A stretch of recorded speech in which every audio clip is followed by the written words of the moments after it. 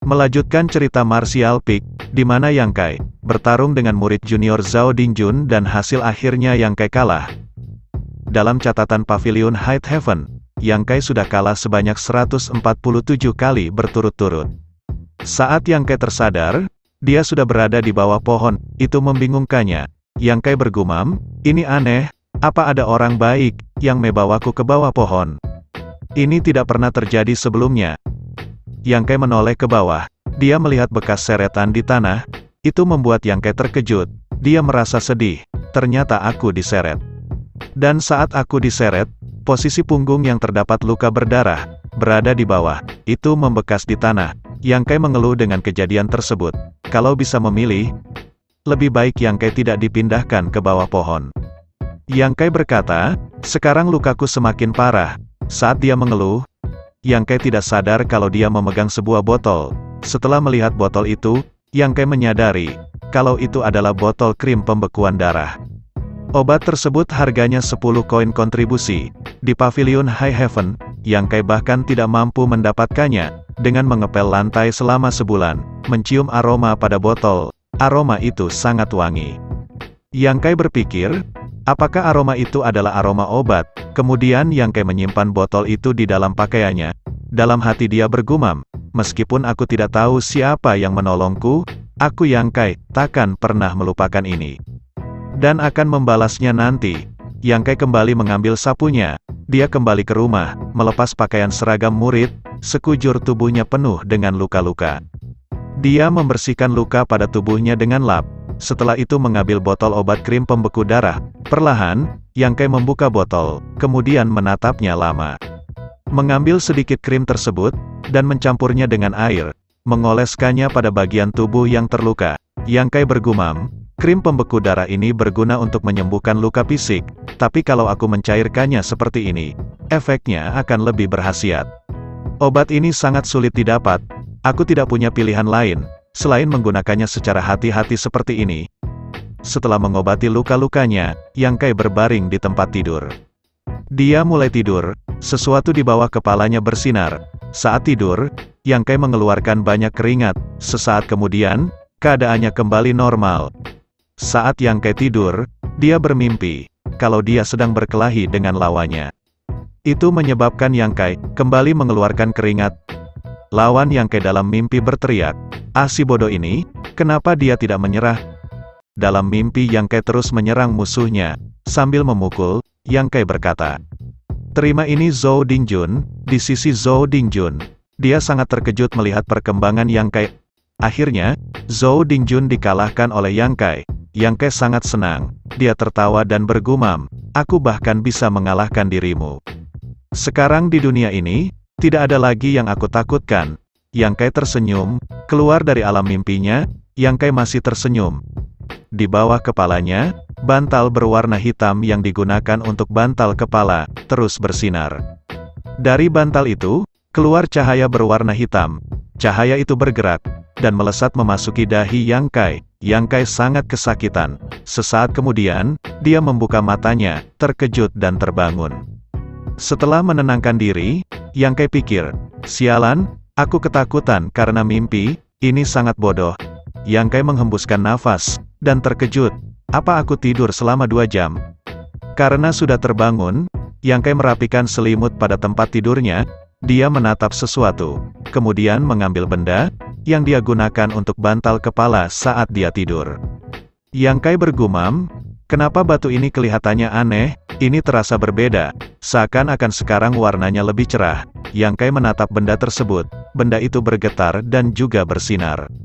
Benda itu terbang, kemudian berubah menjadi sebuah buku. Buku itu terbuka dengan sendirinya, kemudian terjatuh. Itu mengejutkan Yang Kai. Dia gemetar, kemudian mencoba mengambil buku hitam yang terjatuh, mencoba membukanya.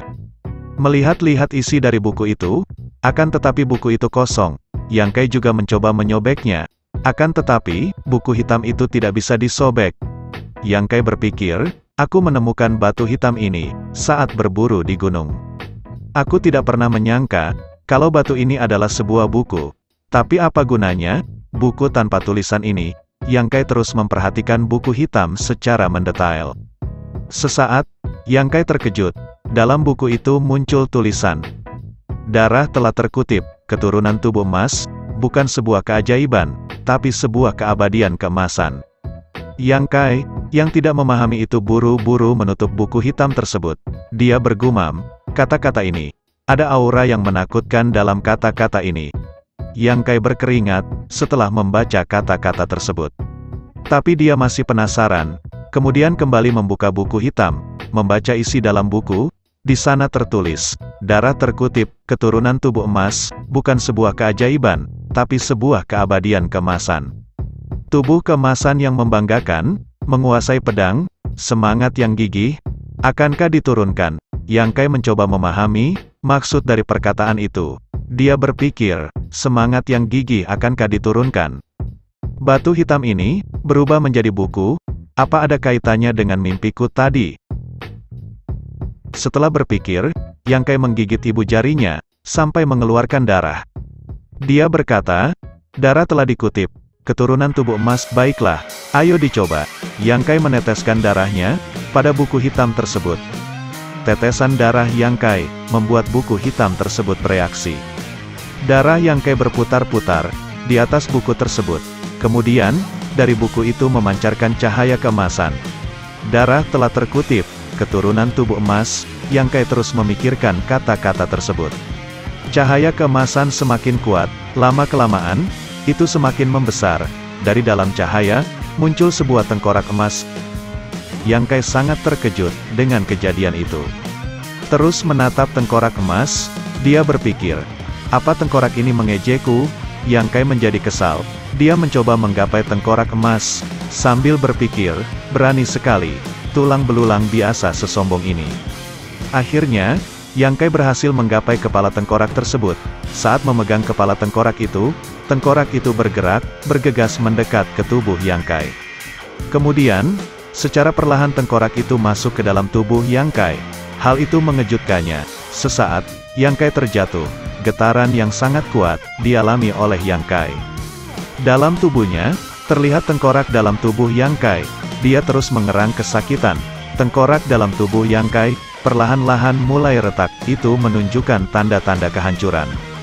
Kemudian, tengkorak dalam tubuhnya mulai bersinar kemasan. Perlahan-lahan tulang belulang mulai dipulihkan. Dari kejauhan, seorang murid terkejut mendengar teriakan dari dalam rumah kediaman Yang Kai. Kembali ke dalam kediaman Yang Kai, dia bergumam, "Makhluk abadi kemasan ini berniat untuk mengambil alih kesadaranku dan merebut tubuhku."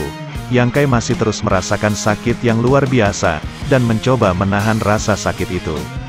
Yang Kai sangat marah. Dalam hati dia berkata, "Aku tidak akan pernah tunduk padamu." Waktu terus berlalu, hingga sore tiba. Yang Kai, yang sebelumnya terbaring menahan rasa sakit, sekarang sudah bangun.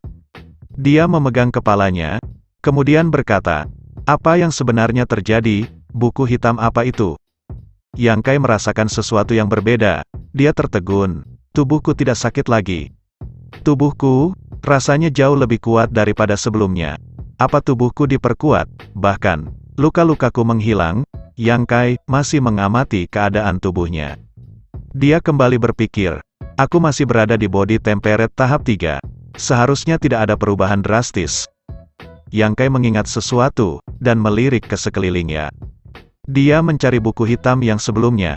Tiba-tiba, buku itu muncul di depan Yang Kai, kemudian terjatuh. Yang Kai yang melihat itu terkejut. Dia berjalan mendekat, kemudian mengambil buku hitam. Saat Yang Kai memperhatikan buku itu, tiba-tiba buku itu menghilang. Sesaat buku hitam kembali muncul. Kejadian itu membuat Yang Kai bingung.